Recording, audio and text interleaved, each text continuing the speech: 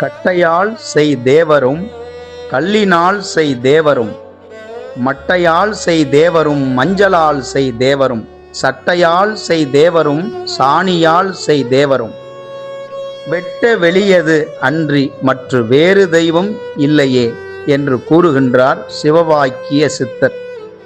கட்டையாலும் கல்லாலும் மட்டையாலும் மஞ்சளாலும் அலங்கார ஆடைகளாலும் சாணியாலும் செய்து வைக்கக்கூடிய தெய்வங்களால் யாதொரு பயனும் கிடைக்கப் போவதில்லை. உண்மையான தெய்வம் என்பது எல்லா உயிர்களுக்குள்ளும் எல்லா அணுவின் அணுவிற்கும் ஆதியாய் அனாதியாய் நிற்கும் வெட்ட வெளியதுதான்.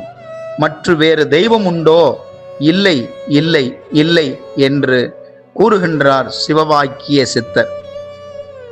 ஆனால் இவர்களுக்கெல்லாம் மேலாக பல நிலைகள் கடந்து சென்ற நம் அருட்செல்வர் சிதம்பரம் ராமலிங்க சுவாமி அவர்கள் தம் பெரும் அனுபவத்தால், தன் பெரும் தவத்தால், தன் பெரும் தயவால் கண்ட ரகசியங்களை எல்லாம் வடலூர் என்னும் பெருவெளியான வெற்று வெளியான, அதாவது வெட்ட வெளியான இடத்தில் ஓர் ஞான சபை அமைத்து கடவுளை பற்றிய ரகசியத்தை மக்களுக்கு போட்டு உடைத்தார்கள்.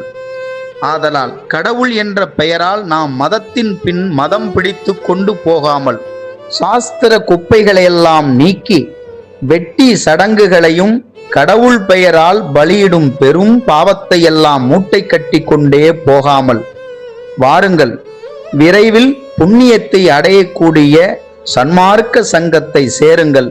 அறிவு விளங்க செய்யும் பொக்கிஷங்கள் சன்மார்க்க சங்கத்தில்தான் உள்ளது.